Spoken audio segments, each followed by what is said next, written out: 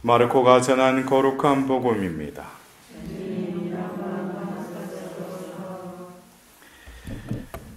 그때 예루살렘에서 내려온 율법 학자들이 예수는 베엘제물에 들렸다 고도하고 예수는 마귀 우두머리의 힘을 빌려 마귀들을 쫓아낸다 고도하였다.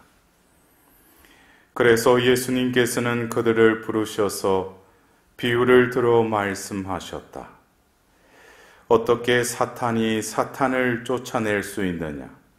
한 나라가 갈랐으면 그 나라는 버티어내지 못한다. 한 집안이 갈랐으면 그 집안은 버티어내지 못할 것이다. 사탄도 자신을 거슬러 일어나 갈랐으면 버티어내지 못하고 끝장이 난다. 먼저 힘센 자를 묶어놓지 않고서는 아무도 그 힘센 자의 집에 들어가 재물을 털 수 없다. 묶어놓은 뒤에야 그 집을 털 수 있다. 내가 진실로 너희에게 말한다. 사람들이 짓는 모든 죄와 그들이 신성을 모독하는 어떠한 말도 용서받을 것이다. 그러나 성령을 모독하는 자는 영원히 용서를 받지 못하고 영원한 죄에 매이게 된다. 이 말씀을 하신 것은 사람들이 예수는 더러운 영이 들렸다고 말하였기 때문이다. 주님의 말씀입니다.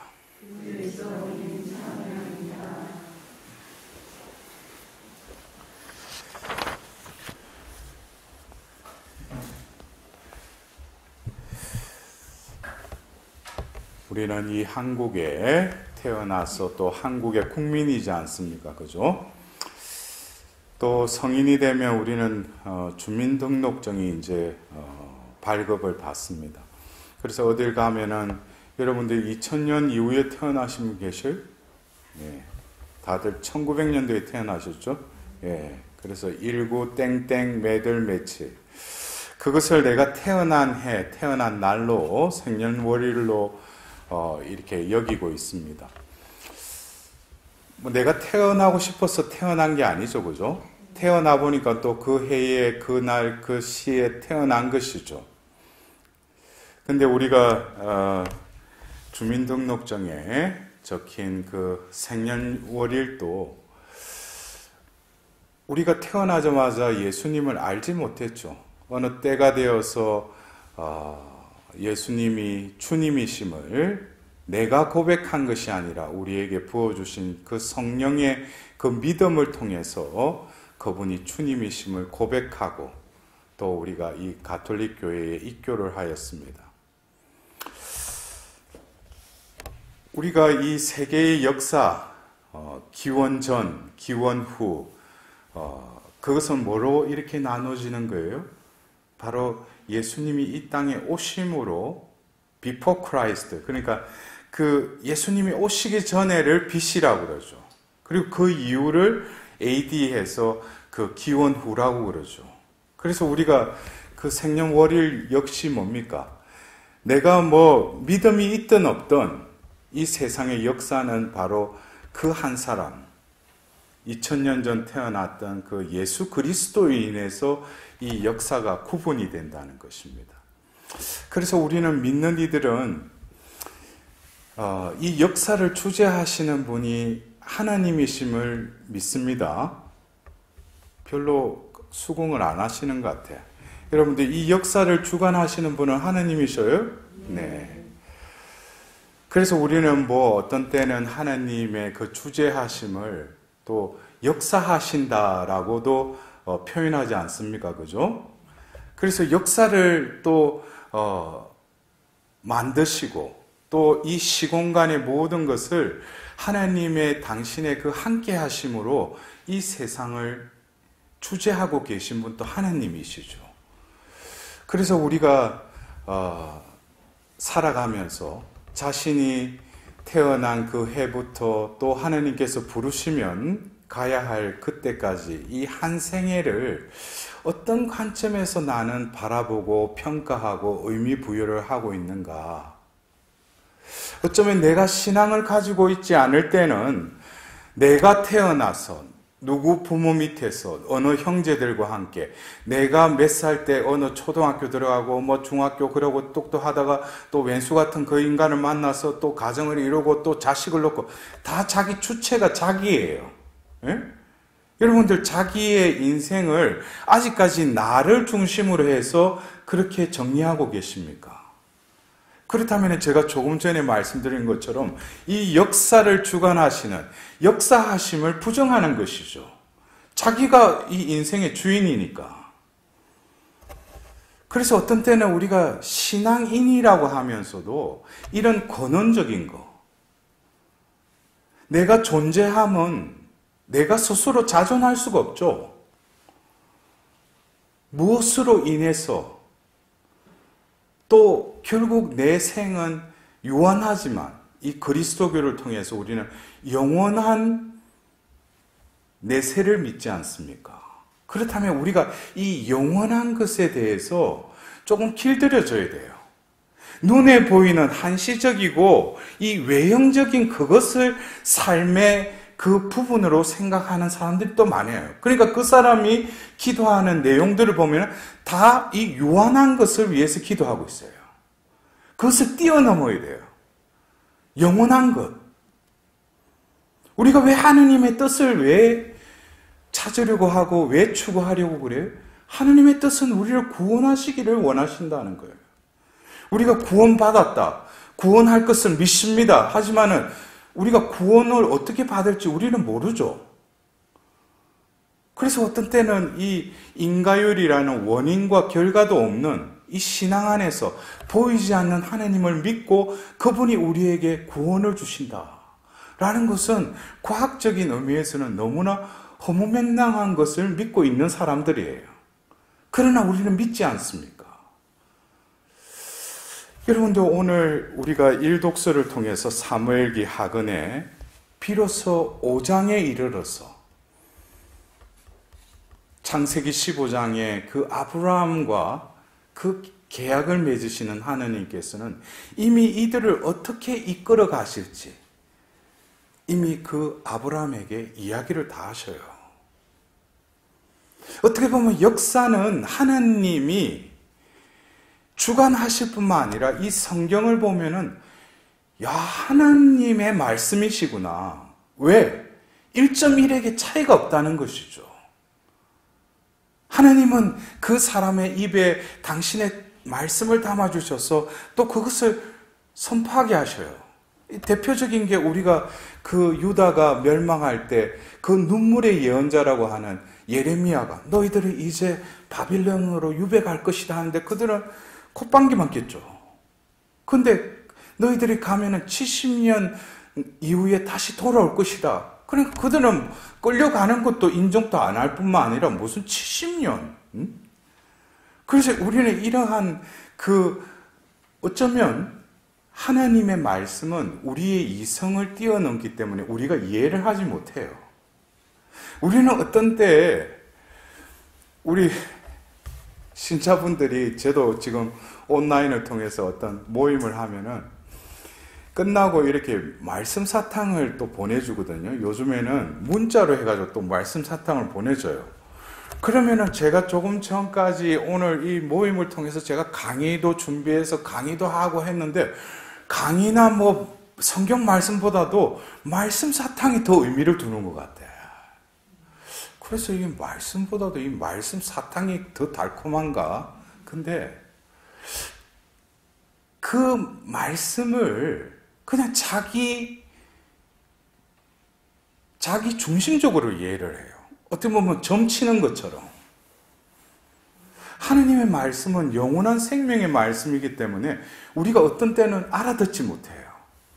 그러나 하나님으로부터 나온 말씀은 그 베드로 전서의 말씀처럼 동이 틀 때 어둠이 짙더라도 그 빛을 바라보는 마음으로 예언의 말씀에 그 주의를 기울이십시오 그랬어요. 왜? 그것은 성령으로부터 왔기 때문에. 여러분들 우리가 그 성령 하나님, 성령 하나님이 우리가 삼위일체의 한 위격이시죠. 오늘 여러분들이 복음에 성령을 모독한 자는 영원히 용서를 받지 못하고 영원한 죄에 매이게 된다. 성령을 모독한 자. 성령을 모독한 자 그러면 뭐 성령을 거슬러서 말한 죄? 나도 보면 그런 말을 한 적이 있는 것 같아. 근데 이 성경에서 보면 성령을 모독한다는 이 의미는 어떻게 이해해야 되겠는가? 여러분들 고해성사를 보고 나서 훈계 이후에 사제가 사제경을 외워주지 않습니까? 죄를 사하는 것이죠. 그 내용을 보면은 인자하신 천주 성부께서 당신 성자의 죽음과 부활을 통하여 세상을 당신과 화해시켜 주시고 죄를 용서하기 위하여 성령을 보내주셨으니 교회 직무 수행을 통하여 이 교회의 죄를 사하나이다 그래요. 여기서 보십시오. 여기서 성령을 모독한 자는 영원히 용서를 받지 못한다고 그랬어요. 첫 번째. 그리고 두 번째, 영원한 죄에 매이게 된다고 그랬어요. 여기서 성령을 모독한다는 것은 성령 하느님을 대상으로 해서 어떤 이렇게 모독하는 그것이 아니라 성령께서는 바로 우리의 죄를 용서하신다는 거예요.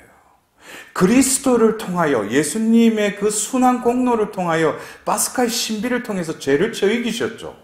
그 죄의 그 예수님의 공로가 전달되는 것은 바로 예수님이 잡히시기 그 전날 바로 그들과 최후에 만찬하시면서 또 다른 협조자, 보호자, 성령을 보내겠다 그랬어요. 그래서 우리가 이 교회도 성령께서 세우셨을 뿐만 아니라 성령께서 이끌어 가시죠. 우리 눈에는 보이지 않지만 그 성령께서는 바로 예수 그리스도를 전가하십니다. 그리고 이 성령께서는 예수 그리스도의 그 공로, 바로 제사함을 이루어 주시는 분이시죠. 그래서 성령을 모독한다는 것은 왜 영원히 용서를 못 받는가? 왜 용서를 하는 것은 바로 성령께서 용서를 하시는데 성령을 거부한다는 것이죠. 그러니까 이 사람은 죄를 용서받을 수 있는 그 통로를 막아버리는 거예요. 성령을 모독한다는 의미가. 그리고 더불어서 영원한 죄에 매이게 될 것이다. 이것은 제가 서두에 말씀드렸듯이 하나님의 역사하심, 이 인류의 역사를 이끌어 오신 하나님의 구원 역사에 있어서 이 모든 것을 부정해버린다는 거예요. 성령을 모독한다는 것은. 왜냐? 이 땅에 예수님께서 오신 것도 성령의 말미암아, 또 예수님께서 성천하시면서 너희들은 증인이 될 것이다 하시면서 사도행전 2장에 성령이 임함으로써 이제 그들이 교회의 반석이 되지 않습니까? 그래서 우리가 성령을 모독한다는 것이 그냥 성령을 거슬러서 성령을 대상으로 말하는 그것이 아니라 성령을 모독한다는 것은 하나님의 구원의 역사하심을 거부한다는 거예요. 더불어서 뭡니까? 회개할 마음의 그 동요도 모든 것을 잠재워버리는 거예요. 성령을 거스른다는 것은. 그래서 우리가 어떤 때는 이 성령의 역사하심, 이것을 우리 교회에서 20세기에 어떤 은사적 성령 세신을 통해 가지고 성령께서는 은사적으로 당신을 드러내셨어요. 또 그리고 은사를 받은 이들을 통해서 그들에게 치유를 시키고 여러 가지 기적을 일으키고 그 일을 하신 분은 한 분이신 성령 하느님이시죠. 그러나 중요한 것은 성령께서는 그 말 그대로 거룩한 영이셔요. 성령께서는 우리를 거룩한 자로 변화시키시는 분이셔요. 그래서 우리가 오늘 일독서에 이제 때가 되어서, 그래서 아브라함이 우리가 대충 잡아서 BC 2000년 그 전에 태어나서 하나님께서 계약을 맺으시고 바로 하나님께서 그 여부수족, 그 가나안 땅에 모든 부족들을 쳐 이기고 이제 가나안 땅에 명실상부한 그 계약 공동체가 완성되는 것이 바로 다윗을 통해서예요. 그게 1000여 년 정도 걸렸다는 거예요. BC 1050년에 사울이 등극하고 40년 그 통치하고 나서 왕으로 있다가 BC 1010년에 다윗이 이제 왕으로 등극하게 됩니다. 그러나 우리가 볼 때는 사울이 첫 번째 임금이기도 하지만 엄밀히 따지면 그는 베냐민 지파의 그 10지파의 그냥 왕이었을 뿐이에요. 그러나 다윗 역시 여러분들 성경을 읽으면 어떤 때는 다윗이 하나님으로부터 부르심을 받고 기름을 부음 받으면서 영이 그 안에 머물러 계셨는데 이 영이 머무르는 그 이끄시는 대로. 그래서 여러분들 며칠 전에도 우리가 그 사울이 엔디케 그 골짜기에서 죽일 수 있는 절호의 찬스에도 다윗은 그 사울을 건드리지 않죠. 우리가 볼 때는 다윗이 보면은 인내심이 대단하다, 절제력이 있다 이러는데 다윗을 움직인 것은 바로 사무엘을 통해서 기름을 부으면서 그에게 임하신 영에 전적으로 다윗은 이끌리셨다는 거예요. 여러분들 그래요. 하나님께 합한 자라는 것은, 하나님의 마음에 드는 자라는 것은 바로 하나님께서 우리를 신앙인으로 부르시고 우리 안에 당신의 영을 부어주셨어요. 하나님께 합한 자라는 것이 내가 무엇을 하고 하나님께 이래서 합하는 게 아니라 내 안에 이미 부어주신 그 보호자 성령의 이끄심에 순응하고 내 뜻보다는 하나님의 이끄심에 순종하는 자들이 하나님께 합한 자라는 것이죠. 그래서 다윗은 어떤 때는 인간적인 눈으로 보면 너무나 냉혹할 정도로 절제력이 있는 사람이었어요. 어떤 때는 감성적으로 그러한 상황 속에서 하나님께 찬미의 노래를 부르는 그 다윗을 볼 때 그는 인격적으로 볼 때 균형 잡힌 인격체였구나. 그러나 그 인격체를 통합적으로 균형 잡힌 삶으로 이끄신 것은 바로 그 안에 머무셨던 영에 절대적으로 순응하셨기 때문이에요. 여러분들 그래요. 우리가 성령으로 거듭 태어난다. 근데 그것이 그 사람의 어떤 외적인 모습을 보아서가 아니라 그 존재가 변화가 일어나요. 성화라는 것은 눈으로 보이는 그 차원뿐만 아니라 우리의 존재 자체가 성령에 길들여진다는 것이죠. 그래서 우리가 어떤 때는 제가 그래요. 개 같은 성격도 고칠 수 있다. 하나님은 불가능을 가능케 하실 수 있죠. 그러나 내가 뭡니까? 단호한 결단과 선택의 삶을 살아가지 못하니까 한고히. 처음에는 내가 왜 이렇지? 그래서 저도 그 전에 어떤 그 성령의 그런 어떤 체험을 하신 분들 이래 들으면 실제로 자신의 의도와는 다르게 자신의 존재가 바뀌어버려요. 그래서 한 자매님은 너무 이게 수다가 너무 심해가지고 죄도 많이 짓고 하는데 성령의 존재를 인정하고 성령께서 함께 하신다는 그러한 체험을 하고 나서 그 이후에 이 자매가 어느 날 그런 거야. 시모님 요즘 제가 좀 이상하게 됐다는 거야. 그래서 왜 그런가? 말을 하려고 해도 말이 안 나온대. 그게 뭡니까? 내가 아무리 고치려고 해서 고쳐지는 게 아니라 성령께서는 내가 구원에 합당한 인격체로 변화시키도록 내 안에서 끊임없이 함께 하실 분만 활동하신다는 거예요. 그러나 우리가 통로를 안 열어드리면 내가 말씀을 들으려고 하지 않고 말씀을 묵상하지 않고 성사생활을 충실히 하지 않고 그러면은 성령께서 내 안에서 활동을 못 하셔요. 그래서 어떤 영혼들을 보면 어떻습니까? 성당에 왔다 갔다 하고 기도는 하는 것 같아요. 근데 뭡니까? 그 안에 성령께서 탄식하고 있는 영혼들도 있어요. 그것은 뭐예요? 겉으로만 신앙생활하는 거예요. 성령과의 엄밀한 교제가 없는 것이죠. 그래서 하나님은 바로 다윗 때에 와서 명실상부의 12지파의 계약 공동체를 통일 국가를 이제는 세우십니다. 그래서 오늘 우리는 하답송에 내 진실, 내 자애가 그와 함께 있으리라. 나는 나의 종 다윗을 찾아내어 거룩한 기름을 그에게 부었노라. 내 손이 그를 붙잡아주고 내 팔도 그를 굳세게 하리라. 내 진실, 내 자애가 그와 함께 있으니 내 이름으로 그의 뿔이 높이 들리리라. 여러분들 오늘 성령을 모독하는 이라는 그 의미에 대해서 여러분들 조금 이해가 되십니까? 우리만 모를 뿐이지 내 삶, 우리의 삶, 이 온 세상, 온 우주는 하나님의 그 주재하에 때에 맞춰서 움직이고 있다는 거예요.